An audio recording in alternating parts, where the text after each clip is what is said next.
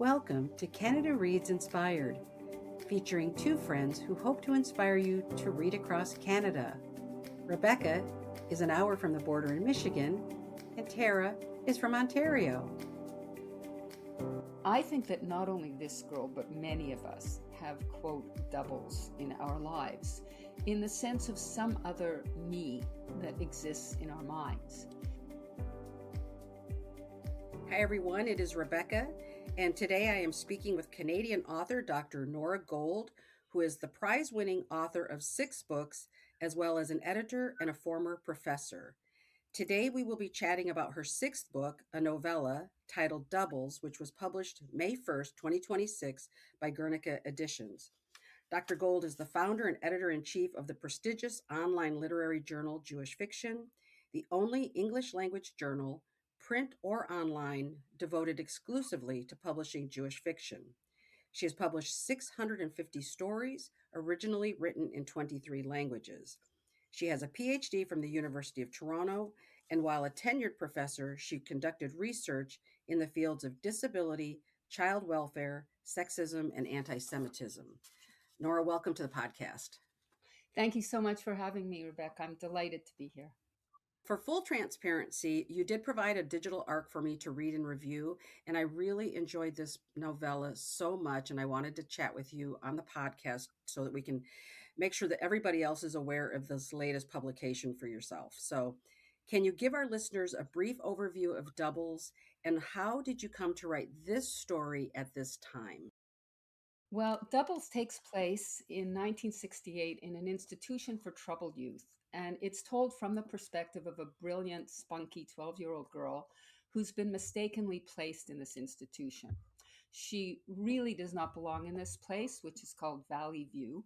She's not a troubled or disturbed young person, or at least she wasn't when she first got here. But over the 6 month period of this book, she changes a lot from a polite, quiet, good girl, so to speak, into something else. Um, at Valley View, there's no formal schooling at all.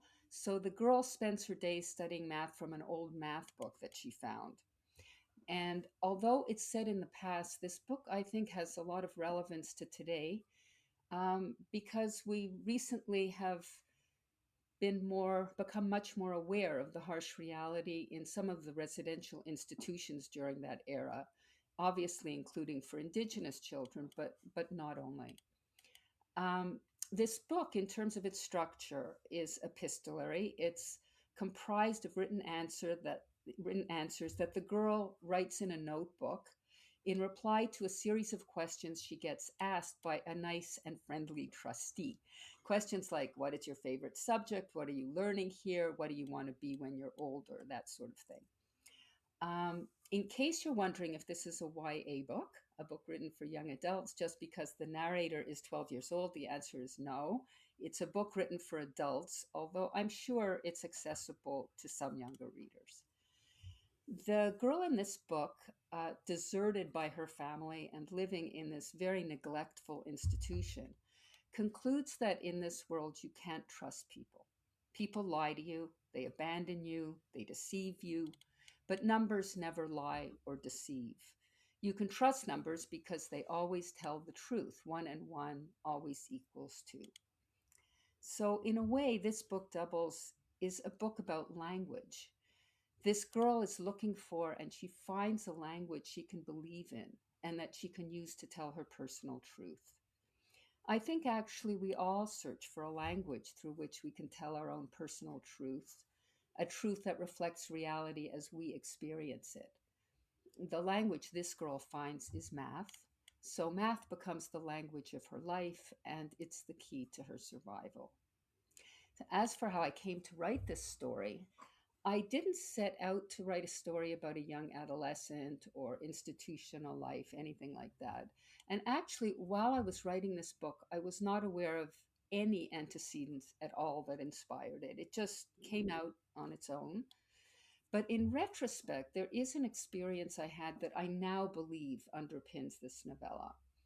And maybe it speaks to the power of the unconscious that I had no awareness of the connection between Doubles and this incident until the book came out and I started getting asked in interviews about its genesis. And I remembered that when I was a social worker in the 1980s, one of my jobs was working with the families of children and adolescents with autism, and some of them were living in group homes. So part of my role was to visit them there and assess how they were doing. Now, many of the administrators and staff in these places were very caring and committed professionals. But there was one particular visit I made that was so disturbing to me that I remember it to this day. I arrived at this group home in the middle of the morning on a weekday, I don't know, 10, 11 in the morning, something like that. And the kids in this place were all just sitting in the living room watching TV. Instead of being educated, stimulated, helped to grow academically, developmentally, socially, and all of those things, they were basically only being babysat. And Mm. I was appalled. I didn't see anyone there being overtly unkind to the kids, but no one was engaging with them either. And although at the time I didn't see neglect as a form of abuse, we now know that it is. And obviously, this experience registered with me emotionally that way. So even though I wasn't at all aware of this when writing Doubles, I now think that this long ago group home visit is what prompted the scenes in the book where the kids are just sitting around doing nothing day after day after day. And maybe it really did inspire this book as a whole. Just with what you're saying, it makes me think about how children or people, adults as well, can be kind of warehoused, right? That's the term I thought of when you were saying that, was just that idea of warehousing. Put them somewhere and just, again, not that they were being, treated in a cruel fashion, but just sort of ignored, right? Yes, and the whole movement to close institutions and which was happening in the 60s and so forth. I think there was some real naivete around what it meant to move someone from a big institutional building that looked like a hospital into group homes. Oh, good, they're going to be with just 6 or 8 other kids and staff. But fundamentally, it's not different unless the whole approach is different. It looks like more cozy housing, but in fact, the issues are all the same. These are people who have been removed from their home and who need they need to be seen, they need to be heard, they need to be loved and cared for, if not loved by the staff, at least genuinely cared for, receiving of affection and stimulation and respect. And that's, I'm careful not to say unfair things about these staff because I've worked in these places and they have massive caseloads, and most of them, almost all of them, really do their best. You can't really give that kind of affection to 20 kids, if you have Yeah. one staff per, whatever. But, and some of these places are great, they're really wonderful. I think that's why I was so really personally hurt when I encountered this. And of course, I knew the young person I was visiting and I knew this person's potential. And it really tore me up. This is someone, without going into a tangent on autism, I mean, you can accomplish all sorts of things. It doesn't mean you sit there and watch TV. It was really horrible to see. And I really, I think the unconscious in the creative process is very interesting because I had no awareness of this until people like you were asking me. And then it was like, wait a sec, that scene, I've been there myself. Yeah. Yeah. Yeah. And also the main character, I'm going to ask a few questions here in a minute, but I just want to mention this too. Also, this character, she wants to, she's driven to keep improving and finding a way to learn and to progress, but the system is not there for her in that way. It's not. And, I deliberately made the childcare worker who was assigned to her not a cruel person. He's doing his best. He has no resources. He's probably 17 years old and he's being asked to babysit her. And he's kind. I mean, without this isn't giving anything important away. She's bored, and he says, "Well, we do have a library upstairs. The library consists of one shelf, but whatever." He's trying. He's doing his best, and she wants a more advanced book, and he tries to get it for her. So, I think when we think of social problems, it's not about blaming the individual staff people in most cases. Of course, there are, the odd people like that. But the system and the structure is really, flawed. Yeah. Needs a lot of improvement. Yeah. So, as you said in the beginning, the novella is set in 1968, and the main character goes unnamed. So, I was just curious about, can you talk about both of those as literary decisions that you made? Sure. Well, the late 1960s was a time that I lived through, remember vividly, and which I find historically fascinating, actually. On the one hand, and this is the way it's sort of stereotyped now, this was a period of seismic social, political, and cultural change. On the other hand, it was still pretty conservative in many ways. It was a fluctuating liminal time, which is an interesting context in which to set a story, an unstable time, really. So I made this novella about a girl living in this era with all of its complexities and contradictions. For example, in the middle of Doubles, Russia invades Czechoslovakia. So this is a moment of intersection for this girl between the personal and the political, the place where she and her larger social context overlap. And this awakens her consciousness of herself as being part of a much wider world than she was aware of before. Hmm. So that's an example of, the 60s.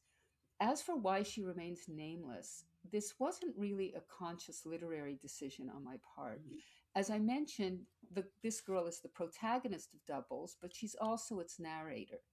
The whole book is written in the first person, so there was no need, literarily speaking, or plot wise, or in any way, for her to have a name.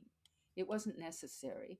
I did consider sticking one in at some point. I Uh-huh. thought of having someone address her, saying, "Hey, Susie," or whatever. But that felt too contrived and it felt unnecessary. So I left her as she was, unnamed. And in a way, this gives her a larger voice than just one person usually has, as if she's speaking for all girls in her situation, or maybe even just for all girls in general. Yeah, and I will say I loved her as a character because there was a toughness about her, but there was such a deep vulnerability in her relationship with her sister and that, and even her younger brother. Uh, I just she she rang true. I mean, this was a child, a young person who I think everybody has probably encountered somewhere in their life, and so she stands out as just this amazing character. Yeah. I really love her, I have to say. One doesn't love all of one's characters, but I really love her. Yeah. And it's made me happy that everyone who's read the book loves her. Hmm. Maybe they love the book or they don't love the book, but they love her. She's very lovable. And I think that's part of the power of this particular book, that what happens to her matters to the reader. And the other part that really kind of blows my mind is it is a novella. It is under 100 pages. And so you have been able to develop a character that we love and that we care about and that we will think about long after we have read this novella. And I just think the ability of writers to do that, to draw us in a short, sort of tight way, is really, it's kind of magic. Well, thank you. I love novellas. My previous book, the number five, this was number six, was two novellas called In Sickness and in Health and Yom Kippur in a Gym. So this is my third novella in a row. And I'm on a novellas roll. I love novellas. And what's interesting to me is how underappreciated and undervalued they are. I agree. Not just in Canada, but anywhere. There is no prize for a novella. I mean, there was not even a contest to enter. And most people, I've given this quite a bit of thought in the last couple of years. Um, Part of it is because people don't know what a novella is. They think of it in negative terms. They think, well, it's not a novel, it's not a short story. What is this thing? I feel sort of like Goldilocks about it. It's not too big, not too small, just right. And what's also amazing to me is that people don't realize how many really famous books that they love are novellas and not Hmm. novels. I mean, The Dead by James Joyce, Metamorphosis by Kafka, Dr. Jekyll and Mr. Hyde, um, hundreds, The Old Man and the Sea, of Mice and Men. I could go on and on. I actually have a list if you want. I can read it to you later. I have about 25. Yes, I have to, I just have to interrupt. Yes, please send me that list because I love novellas as well. And I've been trying to search them out, and it is really hard to, to find a list of wonderful novellas. So yes, anyway, I please will send that to me. happily. I will definitely send it to you. And you know, part of the problem is because after I spoke about this recently at my book launch, someone wrote me and said, "You're wrong. I've read two of these books of Mice and Men and I think The Old Man and the Sea." And I wrote him, whatever the other one was, I looked them up. They're 30,000 words. This is a novella. But because nobody respects novellas sufficiently, in my view, that anything with any hope attached to it is called a novel. So Yeah. that reinforces the undervaluing because it's a fantastic book. Let's call it a novel. And I bought this great novel, even though it's just 100 pages. So there's a cyclical thing here. I don't know how to fight this, but I actually am thinking of writing an article about it and seeing if I can get some attention drawn to this because um, I think it's a real problem in the literary community, and because it's a problem in the literary community, it's become a problem more broadly. I mean, the average book lover doesn't doesn't even know what a novella is. They're missing Yeah. out, you know. Yeah. No, that's a really good point. Now, I want to get back to the book Doubles. So, one of the most poignant passages in your book is when the main character is asked, "How would you describe yourself in one word?" And she responds, "Either a double or a half." And can you talk about her response and how it became the title? Yeah, sure. Well, I guess the easiest way to reflect on what is meant by either a double or a half is to quote her own explanation. So I'll quote, "How would I describe myself in one word? I'd say I'm either a double or a half. I know these sound contradictory, 2 over 1 versus 1 over 2, but in reality, they are two sides of the same coin. I'm only half a person because my other half, my double, separate from me, is doing all the things I want to do but can't because I'm imprisoned here at Valley View. I've been this way since my sister Vicky's visit a week ago. On the outside, I appear the same as before, a quiet, regular person, a whole number, an integer. But in truth, I'm only a fraction, a half of a person. The other half, my double, has left me, like those cartoons where a ghost copy of the person separates itself and walks away from the body.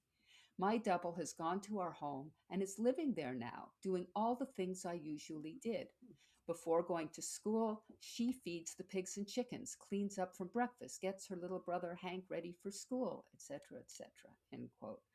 So the whole concept of doubleness, which gave this book its title, has several different meanings and resonances.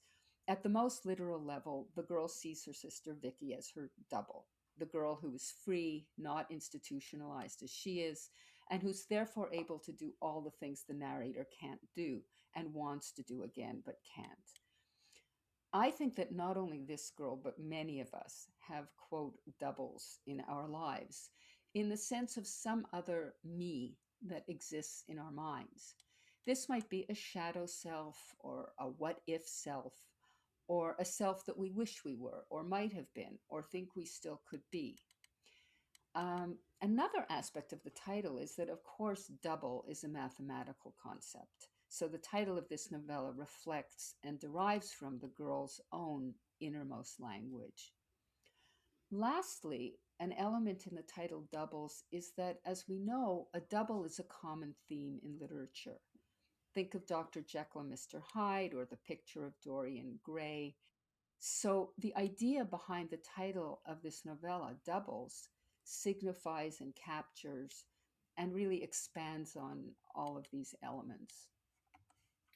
So, did you know Doubles was going to be the title from, I mean, as you No, either wrote it or no, so it came out sort of after the fact? I didn't. I didn't. I think what was so powerful for me after this character emerged and I got to know her was just how she really understands fairly quickly that her previous life really is over and that the options for her are very limited. But because she has an imagination and because she has courage of a certain kind, she insists on continuing that life in her imagination and in you know in a sort of doubled reality. And I really respect that. I think there are times in all of our lives where the reality is almost intolerable, and we survive by our imaginations, our strength, even our lack of realism.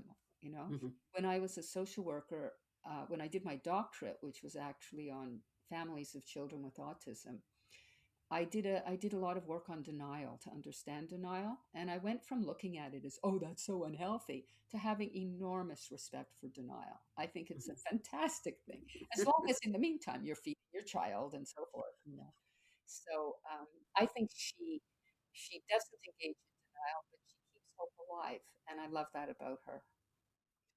I also just want to mention too, and I'm going to say this, and you can answer in whatever way feels comfortable for you because I don't want to give any spoilers away. Yeah. But I would say watching the trajectory of the main character and when it gets to the end, I really loved that ending. It was a little bit shocking, a little bit made me feel worried. You know what I mean? But I think it was so real. That ending was just so real. Well, thank you. A lot of people have commented on loving the ending, however, it made them feel that it was a perfect ending, people say. Hmm. And I guess, one thing that really annoys me about a book, especially a book that I'm loving reading, it's horrible when the ending is phony. It's wrapped up in a pink bow and you're just so wounded. Like, why did you do that to me? Couldn't you why couldn't you stay real? I think this is a real ending, and yet not an ending without hope. It's not a completely unredeemed or unredeemable ending. There's still a sliver of something because she's her, and there's Hmm. always something in her that has hope. Yeah. I completely agree. Now, you have written novels, novellas, and short stories. And do you know which of the three it will be before you start writing? Do you sit down and think it's going to be a short story, it's going to be this? Like, or does it just progress as you're writing? I write very organically.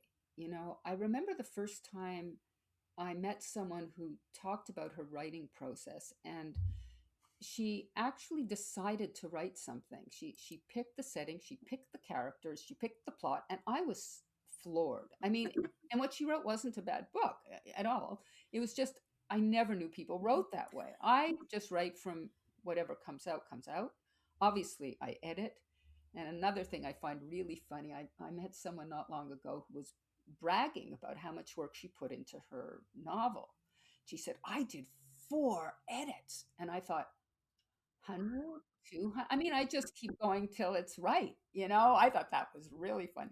So I write very organically, and I never know what it is until it is a certain point in it anyway. I just started something new. I have no idea if it's going to be a story or a novella or novel. Um, I'm just letting it flow. I'll see what it becomes. But as we've discussed, I love novellas, and to me, they really embody the best of the novel and the best of the short story. They contain both the depth and the thematic breadth of a novel, but Hmm. at the same time, the conciseness, intimacy, and intensity of a short story. So I see them as having tremendous power. And I have to say, I see it as having uh, my novella as being part of an extraordinary and very distinguished tradition. I just thought of a few more. Candide, Silas Marner, Death of Ivan Ilyich, Heart of Darkness, The Little Prince. I mean, to be part of that tradition is amazing. And I have to say, I'm very honored that Doubles has been included as one of the 10 stunning novellas, it's called, listed on Bookshop, which that's such an honor for me. Oh, And who knows? I think maybe this new work I just started will end up being another novella. That gave me we've just spoken about how there aren't prizes, there's no recognition. So when that happened, I felt, well, I was very grateful, and I am very grateful for that. Yeah. Oh my gosh. Okay, I'm going to have to look that up. I'm going to be linking to everything that we're kind of talking about. Obviously, I'll list your books, your website in great detail. So don't worry, everybody. You're going to get all the information in the show notes. Finally, we always ask because we authors always come to us with the best recommendations to grow our TBRs. So I wanted to know, are there any reading recommendations, past or current titles that you'd like to share with our listeners? Yes, I recently read a wonderful book called Embers by Sandor Marai, Marai, which was published in Hungarian in 1942 and then translated and published in English in 2001. I just came across it. It is a magnificent novel about love, betrayal, memory, grief, and dealing, or actually not dealing, with the past. It is absolutely brilliant and very moving. And I really love reading translated fiction. As you mentioned, I run a literary journal that publishes work either written in English or translated from 22 languages. I've always loved translated fiction. Even back in high school, I read anything I could get my hands on. I remember translations from Chinese and Spanish and Portuguese and all sorts of stuff. Um, but I think working on this journal and working with translators has really intensified my love for fiction translated from other languages. Embers is beautifully translated by someone named Carol Brown Janeway. And actually, it used to be the case that I looked at some of my old books just out of curiosity, books that were published in 2000 even or 2010, and they don't even include the name of the translator. And Oh, really, a first rate translation like this one is absolutely its own work of art. So I would recommend that to your readers. yeah. Well, I'm going to have to read that because my background, I am Hungarian. My mother's side of the family is Hungarian. So I Oh, definitely want to read that. can you Yeah, read this thank you. in the original? Could you know? No, no, no. My mom, it was funny. My mom was the youngest of four, and the other three spoke Hungarian at home. But at that point, my mom was much younger, and they decided, nope, nope, no English at home only. And my mom's biggest regret was that she never learned to speak the language. But I've been to Hungary like four times, so yeah, we Oh, still have family there. So yeah, oh, I think you are going to love this yeah. book. Love I look it. yeah, I look forward to reading it. Well, Nora, thank you so much for this conversation. I just want to say again how much I loved this novella. Thank you for reaching out to me, but I want to encourage everyone, if it's available now everywhere that you normally get your books. Probably check with your public library. If they don't have it, make sure they get a copy. But do read Doubles by Nora Gold. And thank you so much for being here with us. Well, thank you, Rebecca. It's been a delight. Thank you for listening to Canada Reads Inspired. If you enjoyed this episode, please consider subscribing, rating, and reviewing wherever you listen. You can connect with the podcast and Rebecca on Instagram at Canada Reads Inspired and with Tara at On a Branch Reads. May all your reading be inspired.